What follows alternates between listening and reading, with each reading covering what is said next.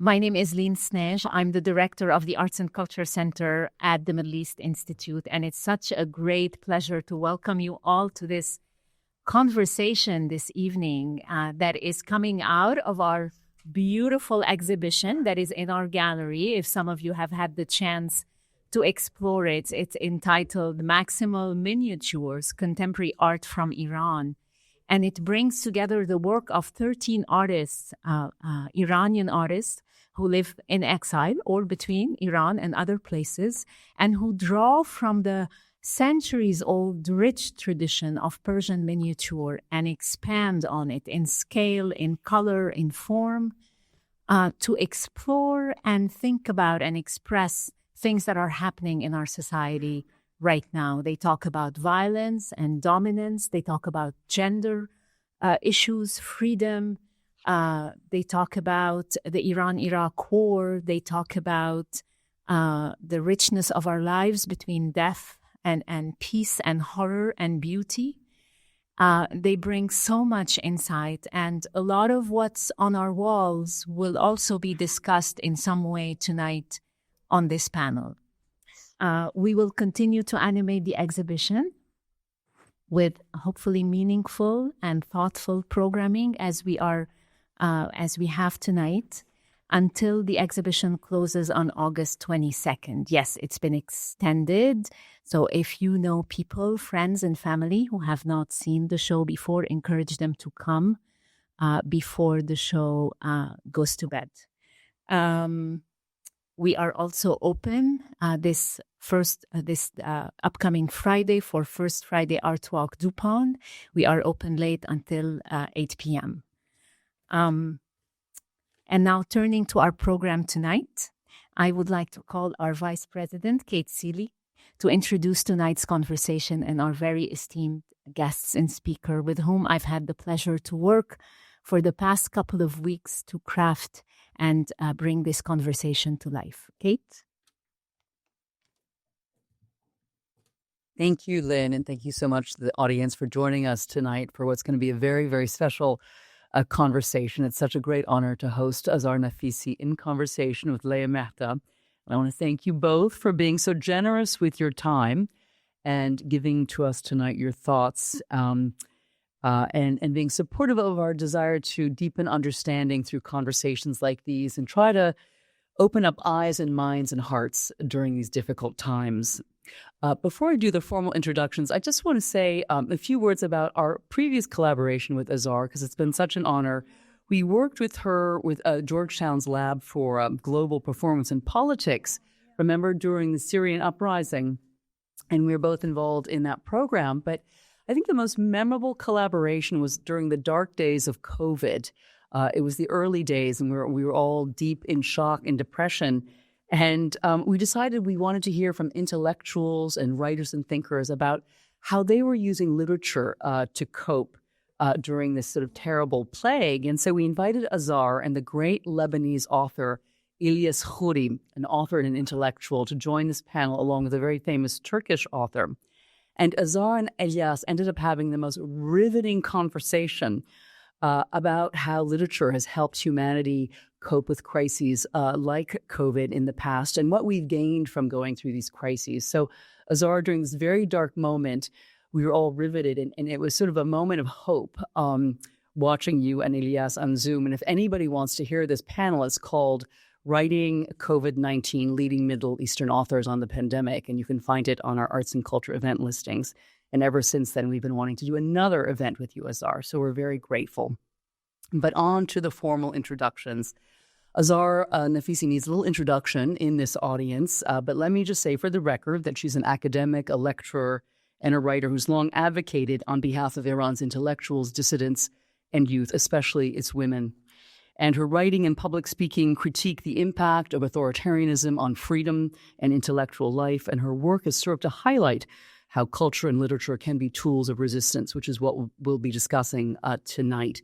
She is the award-winning author of many books, including Reading Lolita in Tehran, which explores the challenges of navigating Iranian society while reading Western literature.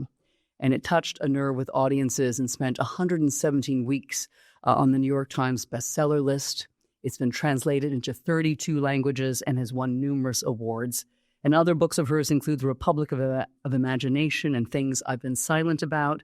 And she's a lifelong supporter of the importance of the humanities and the role that they play in the preservation and promotion of democracy, which is an especially relevant issue in these times we're now living.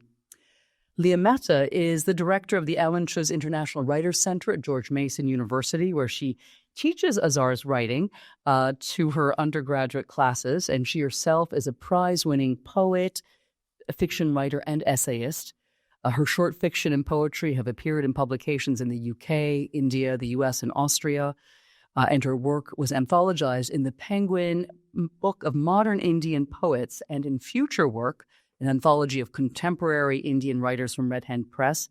And most excitingly, her next novel, Extinction, will be published by Simon & Schuster in 2026.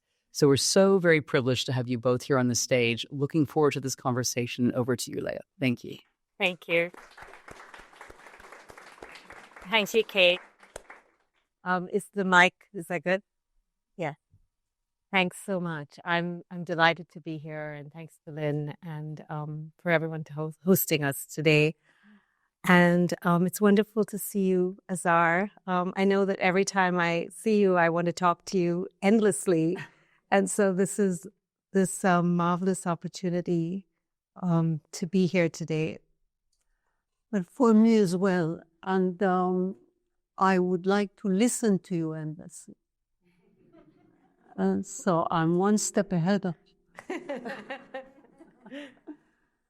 Well, you know, your work is a portal of sorts for me.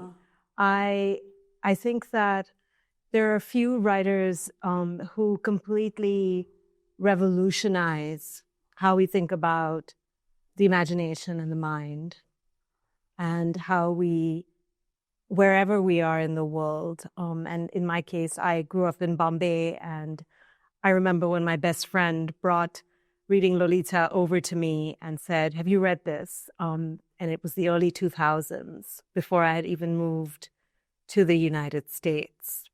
And recently in Bombay, I was at her house in January, and I looked up, and there you were on the shelf. So it feels like, as you have often said, books travel with you in a way that you can't really carry your country with you, and these ideas travel with you. And so to begin with, I wanted to ask you a little bit about how you frame the imagination, the context within which you frame it, and this idea of the Republic of Imagination, and how you came upon that idea. What is the origin story behind that? Well, it is wonderful to be here to begin with. And before we go into it, could I say something about the exhibit? Yes. Because, you know, when I was leaving Iran, the day I was leaving, my mother kept following me around and kept telling me, tell him. What she meant was tell them about what has happened to us and what is happening to us still, you know. And one of the first things that an autocratic regime does is to isolate us, to tell us that the world doesn't care about us, that nobody knows what is happening to us. And that is why it becomes so important to tell. And you mentioned, well, I came here and I went to see the exhibit. And as I was watching the exhibit, I kept thinking, this is what my mother meant by tell 'em. That other Iran, the Iran you see in the news, usually there's a man with a mustache or a man with not turbans, I don't think. But anyway, all you hear about is the terrible things that have happened, and they all call it Iran. They don't say the Islamic Republic, they don't say the Iranian government, they say Iran. And I was watching this exhibition, and a poem by Bertolt Brecht came to my mind. It says, there are two lines. It says, would there be singing in the dark times? And he answers, yes, but also there will be singing about the dark times. And this is what this exhibition is. It is singing about the dark times. It is showing how beauty can be subversive, how beauty at its heart can reveal the darkness that we're all right now, actually, as we speak, are. So for me, it was important when you say about framing imagination. When I came to the States and I kept thinking about what I got from the Islamic Republic, it was the whole idea of imagination came to me when I always talk about actually Alice in Wonderland when I'm talking about imagination. Alice, is unlike millions of other girls because she looks at the world through the alternative eye of imagination. She's bored and she sees a white rabbit running and saying, I'm late, and she follows that rabbit. She doesn't ask, where is he taking me? Would it be the kind of place I like? It is all about me and about trying to be safe and comfortable. But Alice risks. She refuses to pause and say, if I jump down this hole, will I be alive? She jumps down the hole with the rabbit, and then she discovers the wonderland. That is her prize. But that wonderland, which looks as if it's just a children's story, and most children's stories have a dark side to them, and that wonderland also has its dark side. And also in the wonderland, everything is something from the world Alice lives in, like the flowers, but with a difference. The flowers here talk. And as she walks around, she asks these creatures, like the caterpillar, she says, nobody is more than 3 inches. And of course, the caterpillar gets very angry because he's 3 inches. That is the whole point. When you leave where you are, then the whole world is reinterpreted for you. It is retrieved for you. And Alice asks these creatures, who are you? Like asking the caterpillar, who are you? And the caterpillar throws the question back to her, who are you? So what literature does is, through defamiliarizing us with the world, it gives us another world. And in that other world, we look in the mirror and we see ourselves. And sometimes we don't like what we see. And that is why we need to change. And imagination brings that to the fore. It is built on 2 very human and humane traits. It is built on curiosity. And I remember Vladimir Nabokov. I mean, he didn't talk to me personally, but I remember Vladimir Nabokov and Jane Austen while we were having a drink at the Tabard Inn. At the Tabard Inn. But anyway, I remember this quotation from Vladimir Nabokov that says, curiosity is insubordination in its purest form. And I think it is marvelous what he's saying, because with curiosity, you find things that you don't know about. You find things that it disturbs you. It makes you restless. It makes you go to another space. And through that curiosity, wanting to know about others, you find empathy. And without empathy, we'll all be dead. Empathy is at the heart of being human. And today, especially, just around the world and here, we need empathy and we need curiosity. We need to feel that mother in Palestine. We need to feel that mother in Israel as well. We need to feel the mother in Ukraine.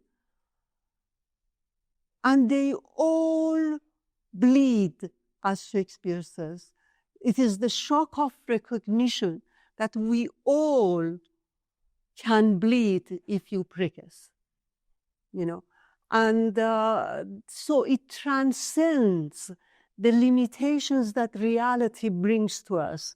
Reality talks about the limitation of nationality, ethnicity, race, gender, language. All of these disappear with the Republic of Imagination. I talk too much. You should have censored it. No, it's wonderful to hear you talk about it. I think that's why we're here. So you must talk. I was actually thinking about the idea of the Republic. So the idea of the Republic, and I know we digress a little bit here, but you know, when we create these seemingly utopian republics, like the Islamic Republic, yeah, or we found a nation, thinking that this is the Republic of India, then the American Republic. The Republic has, you know, this built into it the sense of power, the power structure in a way.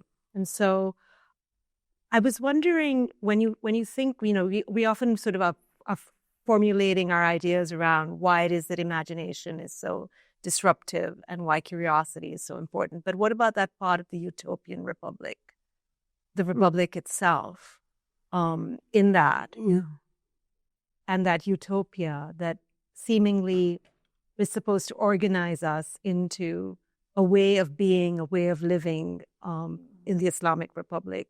I know your origins. When we see this in the movie Reading Lolita in Tehran, I don't know how many have seen it, the actual movie, a few people. And so you returned to Iran from the US in 1989? 1979. In 1979. And so to that republic that was supposed to have all this possibility, and instead you find something unrecognizable.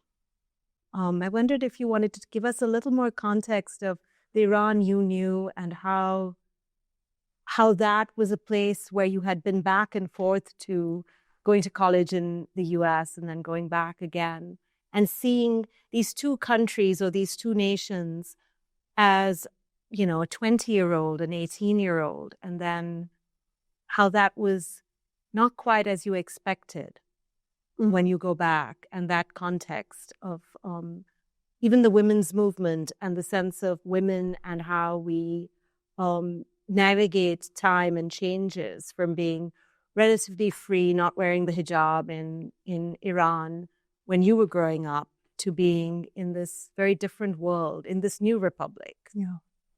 Yeah, and you talked about actually the hijab before the revolution. Well, like I bring an example from my own.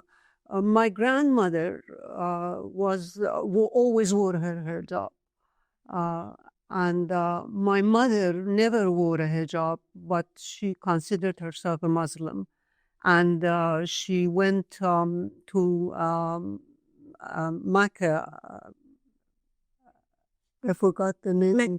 Mecca pilgrimage. But she never wore the hijab. Now, these two women lived together, lived side by side, had respect for one another and loved one another, and there was never any trouble. At the heart of what is happening right now in Iran and Afghanistan and places like that is that they have created the hijab as symbol of allegiance to the regime. And they have, if you want to talk about freedom of choice, they have taken that away from women. A woman should not be told by a man how to dress and go into the streets. And that they have taken away from us. So when I went to Iran, well, we all, I look at myself in the mirror and see a lot of faults. I look at the mirror and see a person who was also frozen in her ideologies and did not see others. And I have to thank the Islamic Republic that opened my eyes to that, plus the fact that how I should be lucky to have ice cream in the street, to just lick an ice cream in the street, how beautiful it is to have your hair caressed by the sun. So all of these things I learned from the Islamic Republic when I was deprived of them, and but there was also manifestations of extreme violence, like one thing that I remember well, and I tell these stories because I think we need to keep them alive, those people who were gone. We need to keep them alive, and by telling their story, they remain alive. So one of them that I talk about is Dr. Farrokhruy Parsa, who was the minister, the first woman minister in Iran, Minister of Education. And during her term, she did amazing things with the children's books. She gave another image of women completely and very progressive. She was condemned and accused of spreading prostitution and fighting against God. And there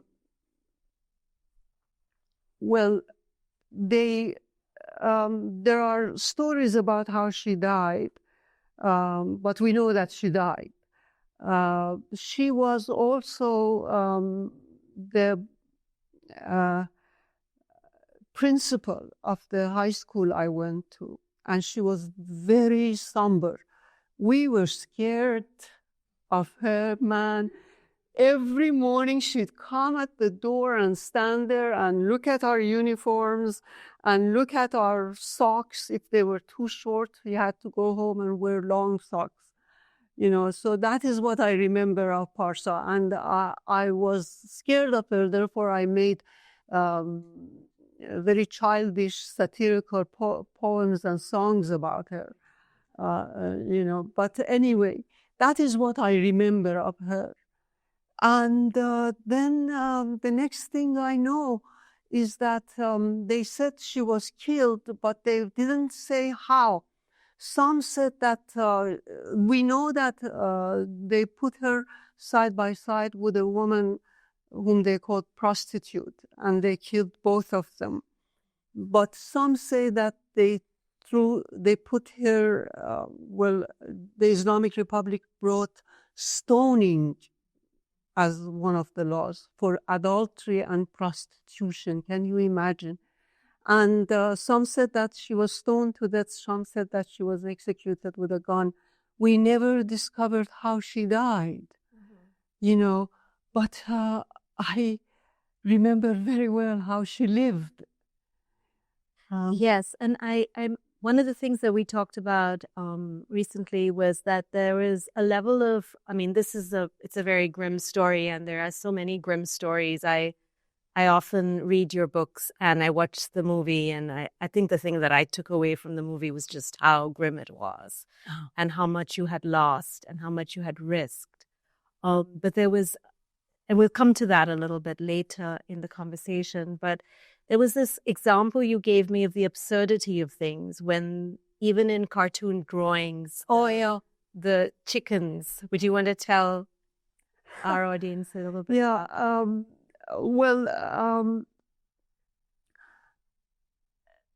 An autocratic system, when they come to power, their first targets are three groups: women, culture, which includes books and literature and arts, culture, and minorities. These are the three groups that are targeted. We talk about women in real life and how when they came, they killed women when they came. And before they passed the first laws or had a president, they canceled the family protection law, which protected women at home and at work. And they also killed many writers and poets. Saeed Sultanpur, a poet on the left, was dragged from his wedding day and taken to be killed. But apart from killing, there was another thing going on. The first censor for theater was blind. He would sit and somebody would sit by him and tell him what is happening. You know, like the guy is approaching the girl, got it, cut, you know. And he had asked the playwrights to, it's so great to have Jackie Leiden here. I'm sorry, I keep saying Stanville. Will. There's a story there. No, Jackie and I have a story together. But anyway, to make this long story short, if I can make anything short, he told the playwrights to read their plays into a tape, but do not be dramatic. Just read it straight, and just imagine what torture that is for a playwright to not dramatize it. Then they cut Ophelia from most of the scenes in Ophelia. They cut, there's a lot of Desdemona, and they cut Othello's suicide because masses watch it and become depressed. Apparently, masses don't become depressed when they're stoned to death. They say, well, it's my culture. What can I do? You know, but they cannot tolerate Othello committing suicide on screen. They cut Olive Oil from Popeye because she's a loose woman. She lives with Popeye, but hasn't married her. They put veils, I don't know how they did it, don't ask me, on chickens in cartoons. They put veil on them so that the male chickens, and I don't know how they told the difference, the male chicken would not become too what they call horny, and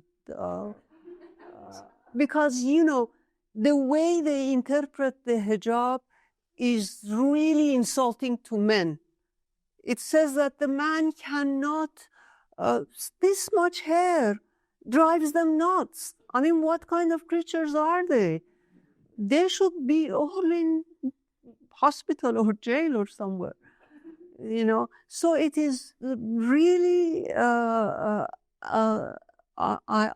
diverted from.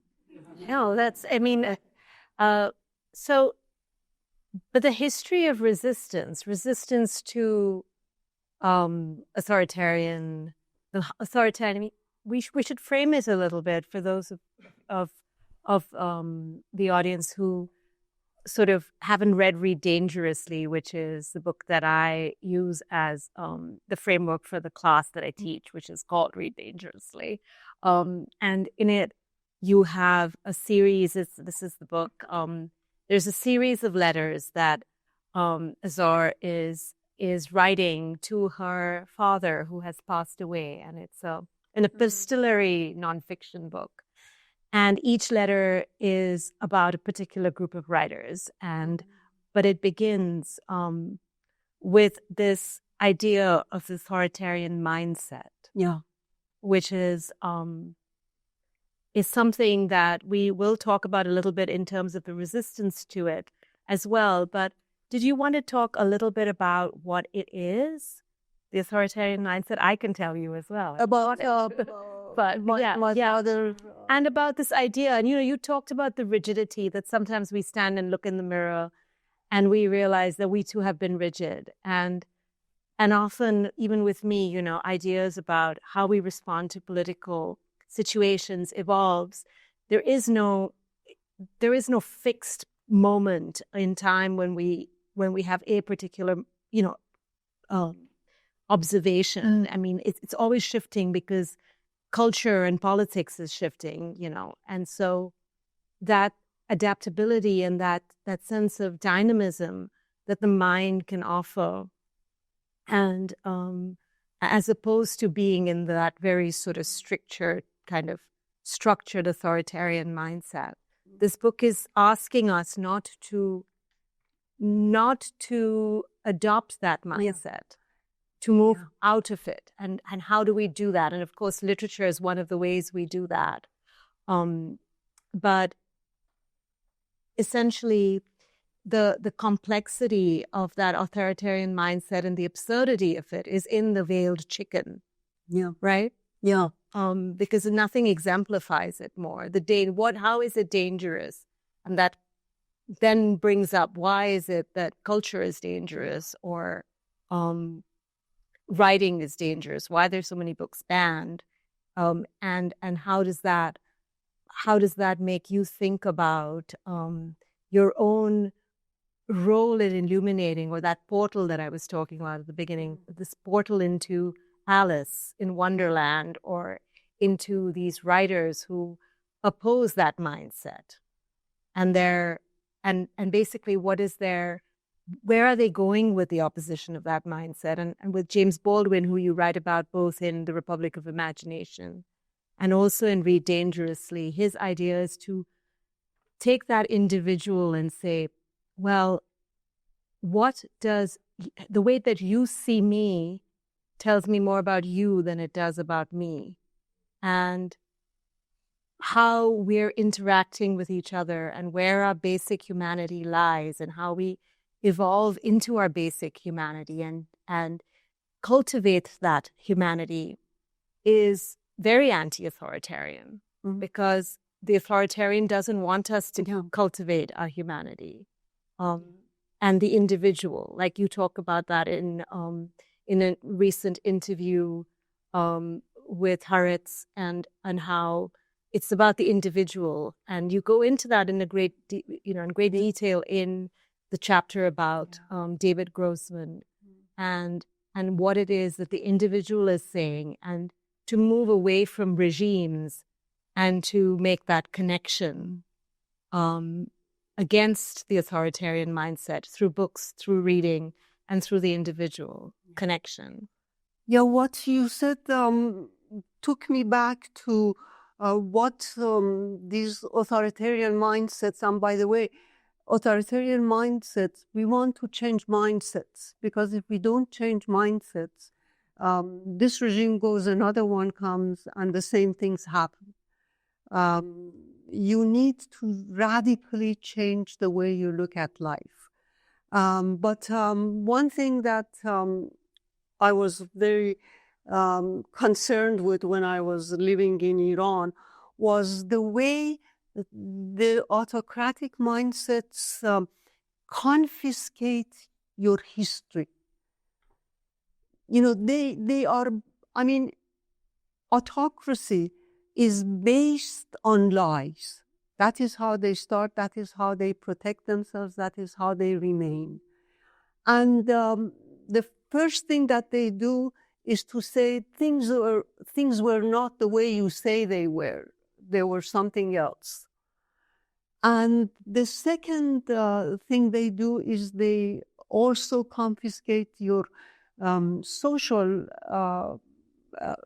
persona. They confiscate who you are as an individual. I mean, they take away your identity as a human being, and what you were talking about, dehumanization.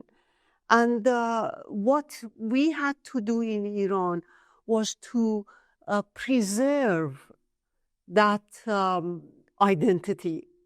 And, you know, as a woman, as a teacher, as a writer, as a friend, as a mother, as a human being, I hated myself when I would wake up in the morning, and when I try to go out, I have to wear something that I don't believe in.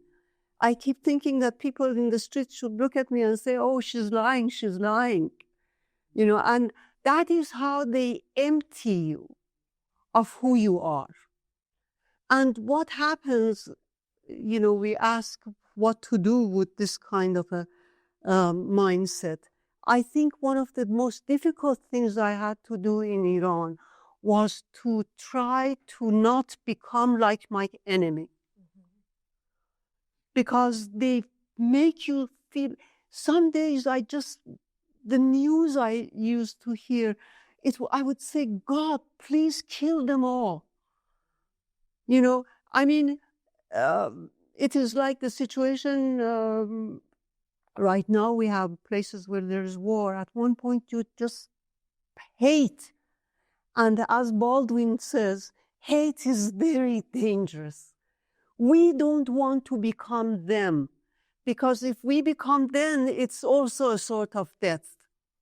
If you lose your identity, it's a sort of death. And Iranian women have shown that they would not accept that death. You know, Primo Levi, one of the most beautiful writers who was in Auschwitz, when they asked him, why are you writing now? He said, I write in order to rejoin the community of mankind. And he said, these people, the autocrats, the fascists, they hold us as their slaves. We have no power, but we have one power, one thing that we can do, and that is withdraw our consent from them, not accept them. And they so badly want you to accept them, you know. And you know, the idea is also that they would like you to be fearful enough to accept and to withdraw your and to accept, yes, not to consent, not. But the thing about any sort of authoritarian, and when you say authoritarian, I mean it's a vast word, right? It you think about the caste system as Isabel Wilkerson talks about it in her books and in her book Caste, and how part of that authority is delivered through violence.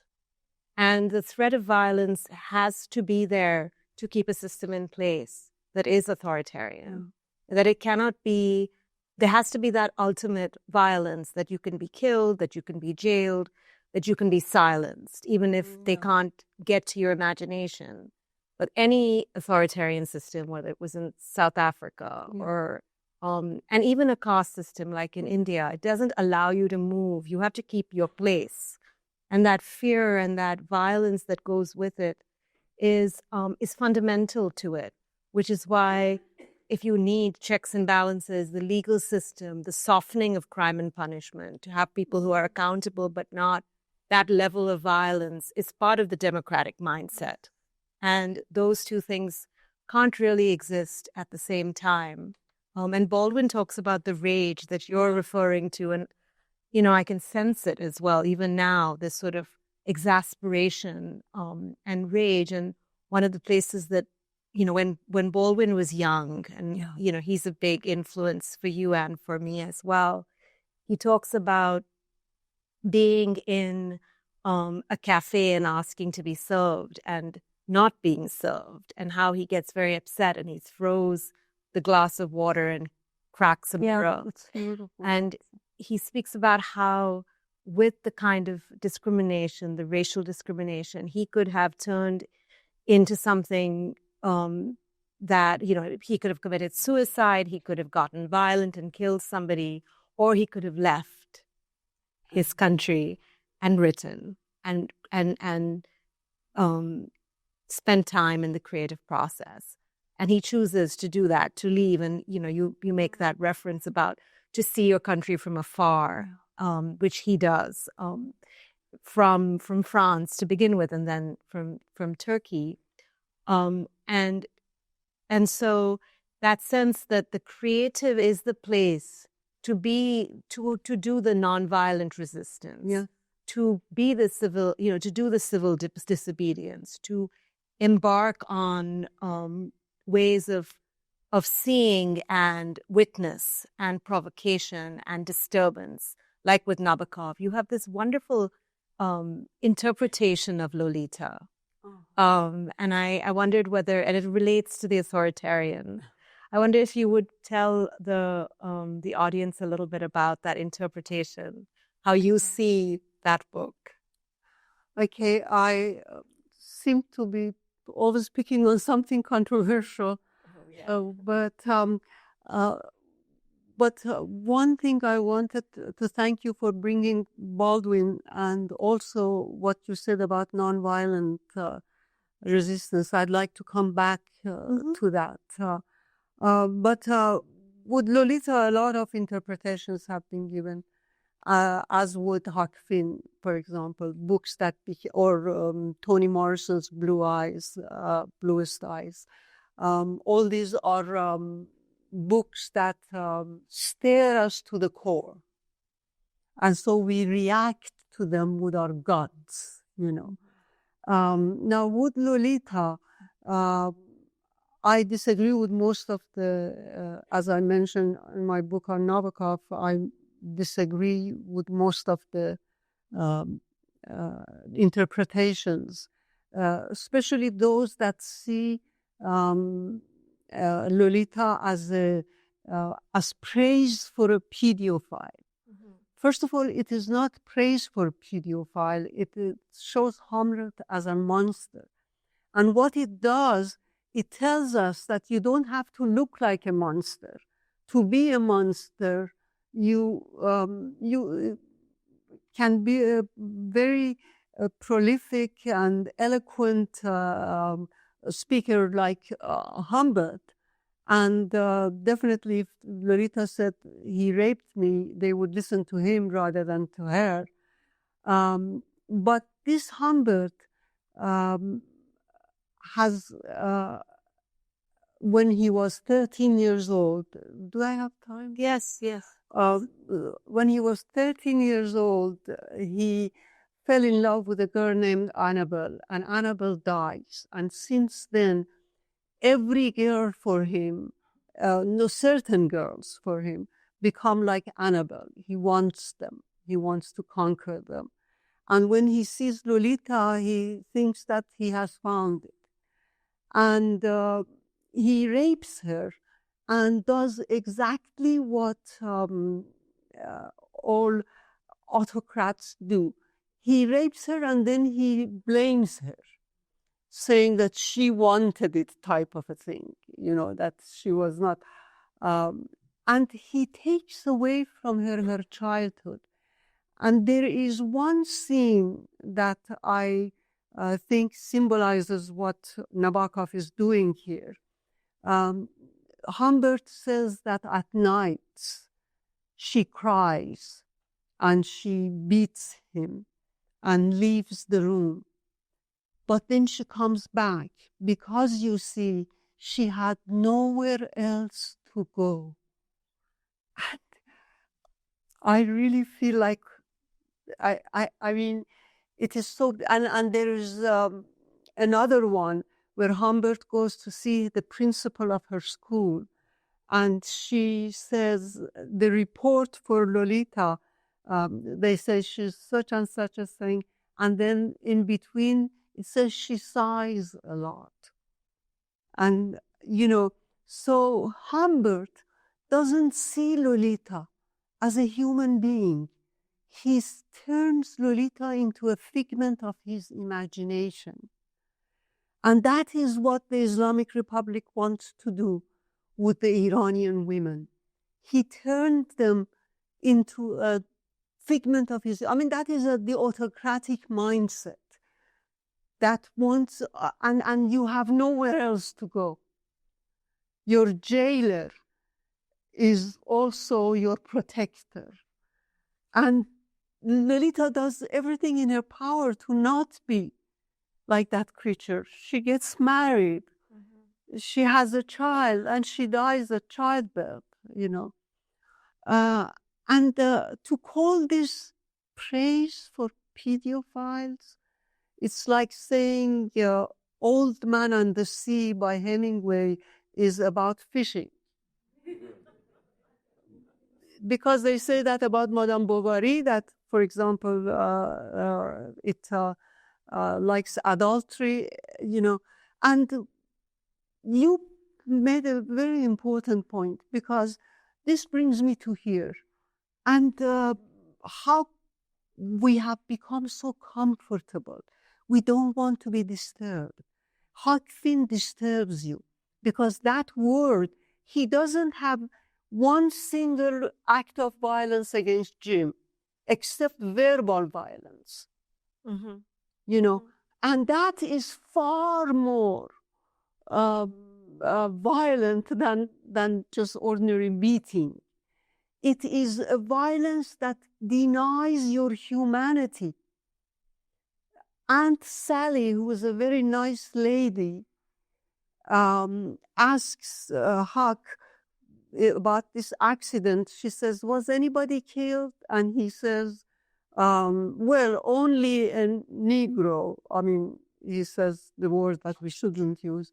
And she says, well, thank God no one was killed.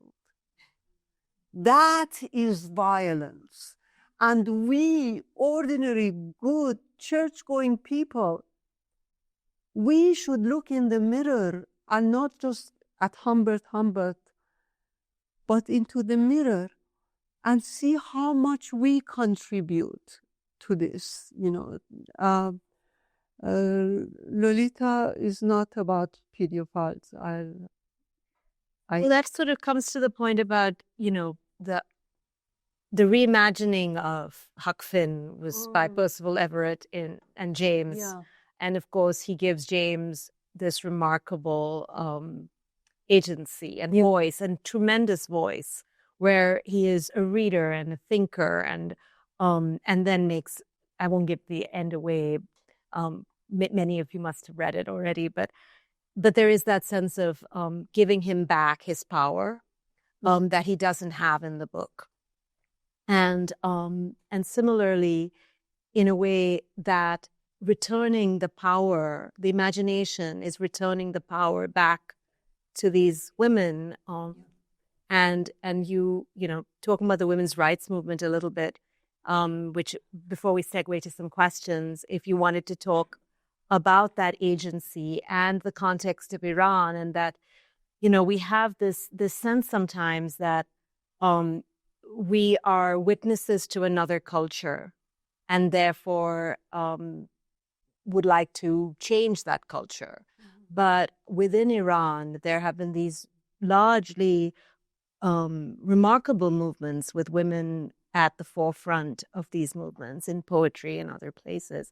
And of course, with the recent movement to not wear the hijab and to reveal one's hair, and men wearing the hijab. Yeah. And that interplay between men and women too, where I wonder if you wanted to talk a little bit about.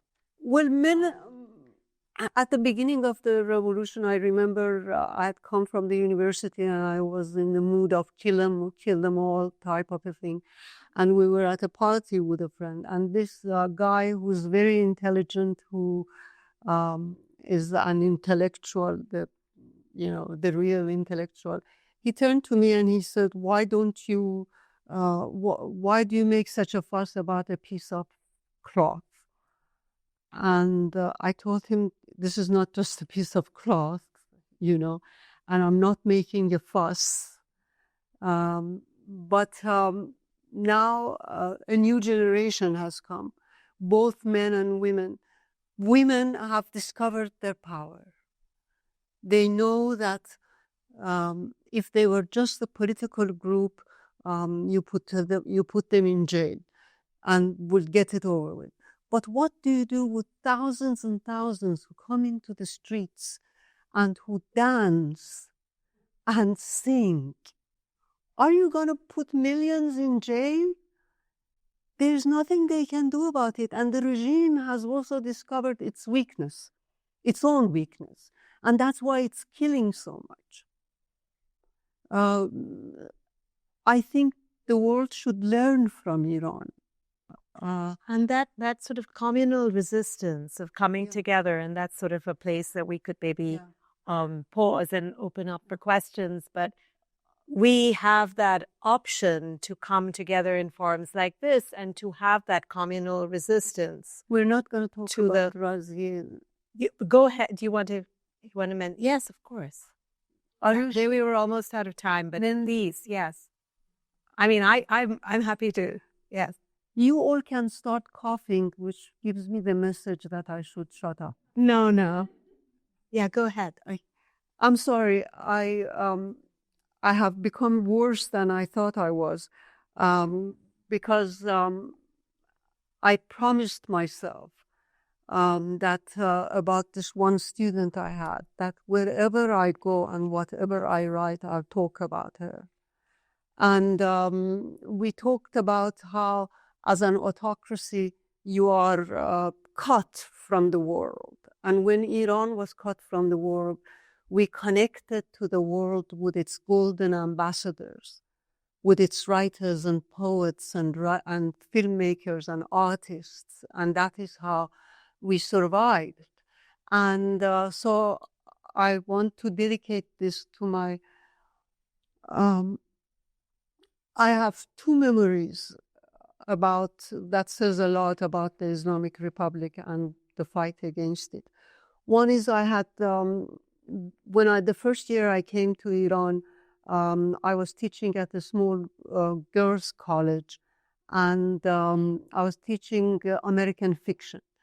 And this girl who was a practicing Muslim and very somber and serious, in fact, she would come to my desk after the class was over and talk about Henry James.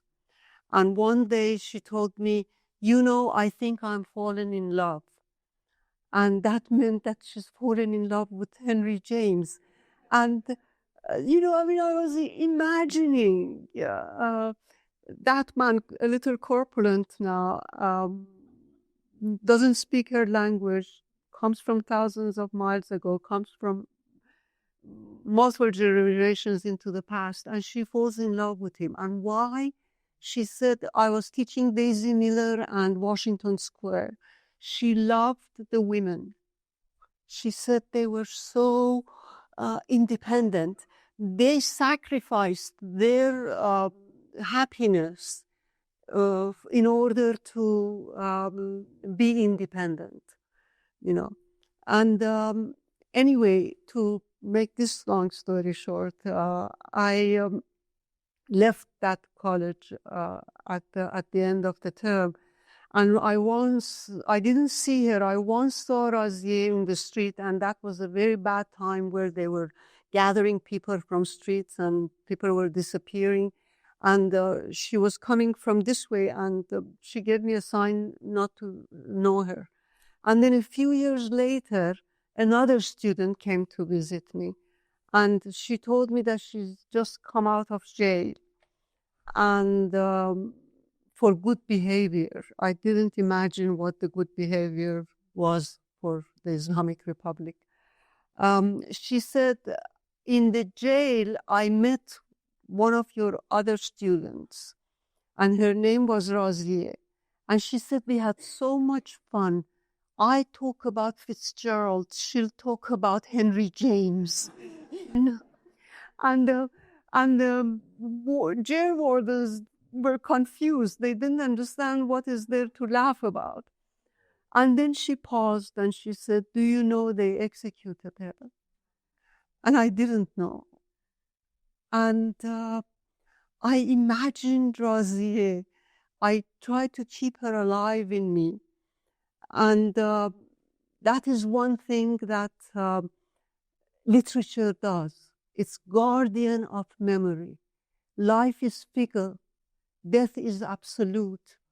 And imagination destroys death by remembering. As Todorov, the East European thinker, said, only total oblivion calls for total despair. And that is why we need to remember. And very fast, it wasn't just a friend like Razieh that I wanted to talk about. There was this one morning I was teaching Henry James again, and we heard a commotion in the hall. And and my students went out to see what's happening, and they came and reported that one of the students of the Islamic Jihad has poured petrol over his body and set fire to himself and started running in the halls, shouting, "They lied to us. They betrayed us." And I was standing there and thinking and listening to my students saying all the bad things he's done. And all of a sudden, can you hear me? I'm sorry.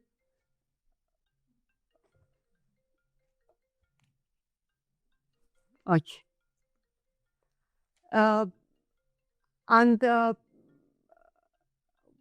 anyway, I think it's. I looked at his and I thought, Do you want to? I thought, here he is, Stop. It's. a militia who can throw me out of the university, and here I am teaching James, and here he is setting fire to himself. And I felt ashamed of myself because I had not thought of him as a human being. And now I had to start thinking about him, and that is why I want to bring him with Razieh, so that. And I think that's what you're saying is the cost to us all, whether we're men or women, or where if the cost is for all of us, we all bear the cost. And that Henry James was Baldwin's favorite writer, and which is kind of cool, and so James Baldwin actually, would say that is sort of the cost to a man's humanity as well as to the woman's, right. The oppressor and the oppressed. Yes, they both share in that. So I'd love to open up to questions.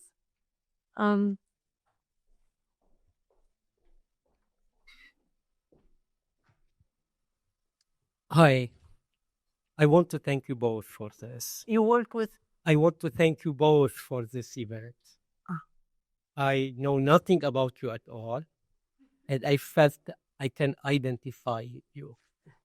I feel that what you have shared with us has transcended the personal into the universal. While you were talking, I didn't feel I was listening, forgive me, to a woman or a Muslim or a writer. You kept saying humane and humanistic. And I felt that in everything you are saying, you were touching on a common denominator that will touch all of us, no matter where we come from. And when you were talking about authoritarianism, I was very, I wanted you to talk, which is more dangerous, the power of authoritarianism or the hypocrisy of democracies who cover everything with a veil, with a veneer to cover the incredible atrocities that they have done all over the world and that they have been silenced witnessing all over the world. Thank you. Okay. Thank you for your question and comments. One of my favorite thinkers, and actually he's not just a thinker, is Václav Havel, who was the first Czech president. Czech. And addressing the West, he says, "We are your convex mirror." Yeah. He said that you look at us, it is democracy taken to its extremes. And what he means is that there is always the risk of the, Salbello talks better than I do. He talks about those who survived the ordeal of Holocaust. How will they survive the ordeal of freedom? What we've forgotten in our democracies is that freedom is an ordeal. He also says that Stalin, when he killed, it was very obvious, we all knew, or Islamic Republic, we all knew. But what threatens a democracy is our sleeping consciousness and our atrophy of feeling. And that is partly what I want to talk about in my books, because when I came to America, I realized everybody wants to be comfortable. I'm not comfortable with this. I'm not comfortable with that. You know, they want to talk only about themselves. They want to write about themselves. They want you talk about them. It is so bloody boring. You know, to have that.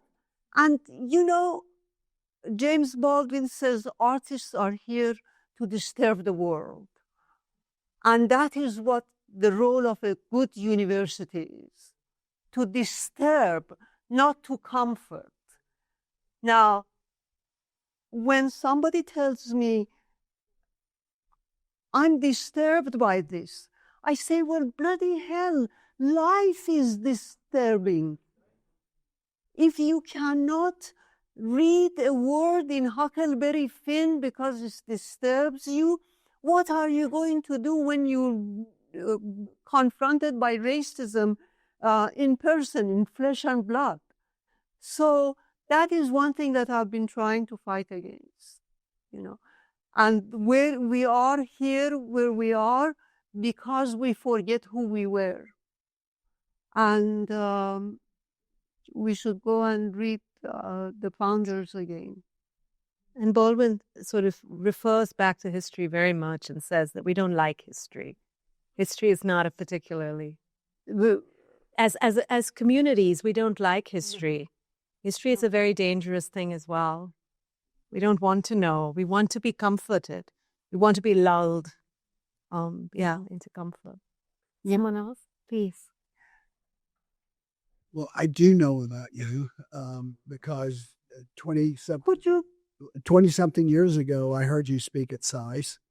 And as a result, it changed what I wrote about and what I think about.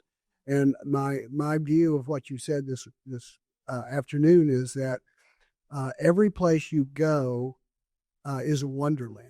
Is what? A wonderland. It doesn't make sense to you. If I go to Iran, it doesn't make sense to me. If you come to West Texas, where I'm from, it won't make sense to you either. And I was inspired by what you were saying, so I wrote a book about a woman who had the same views of artistry and poems and literature as changing the world, and she was murdered, and she became the bad person in the story, and the person who killed her became the hero. And so that inspired me to write books based on what I read and heard from you. And I want to thank you for that. And I want to thank you for this afternoon. Thank you.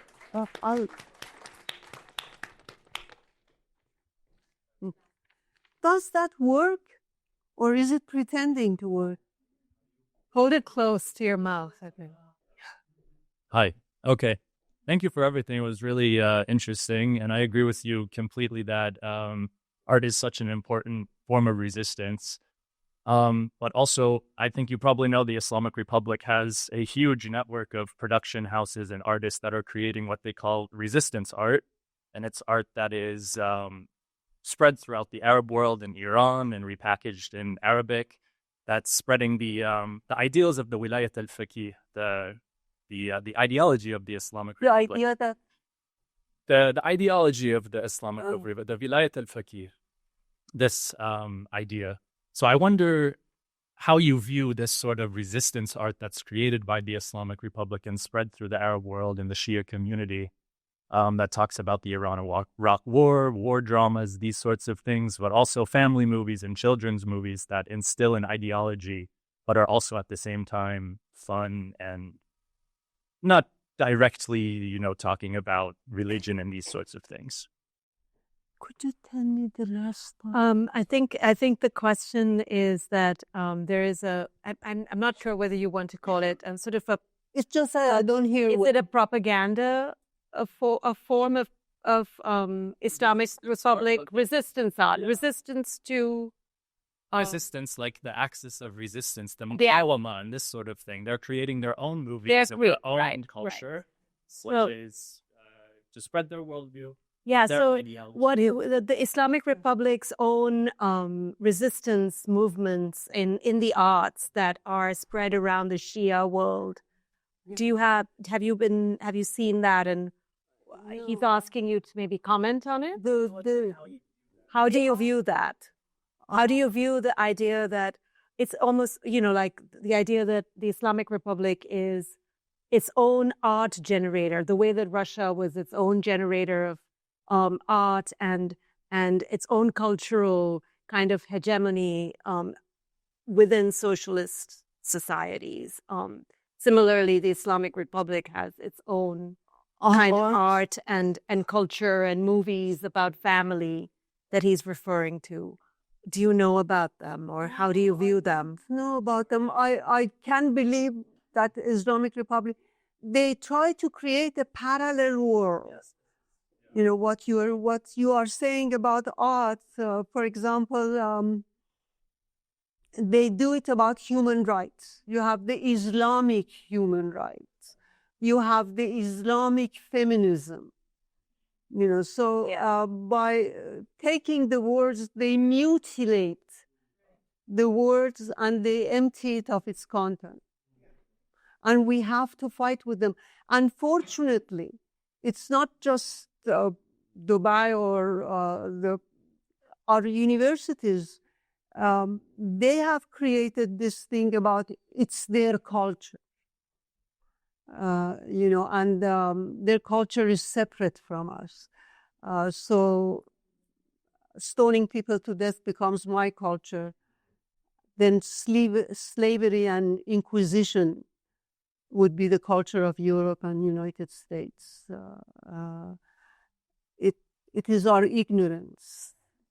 And I think we talked about this when we were preparing for this as well. And it was related to the idea that we're not so other, these other cultures are not so other, and that there are other narratives and social movements and revolutionaries within these cultures who are speaking up. And it's important to give them a platform and not to just, consume culture thinking that this is the unifying principle of that culture. Because there is a lot of heterogeneity in ideas within these groups. And so to give that kind of a platform, which is a really interesting question. Thank you.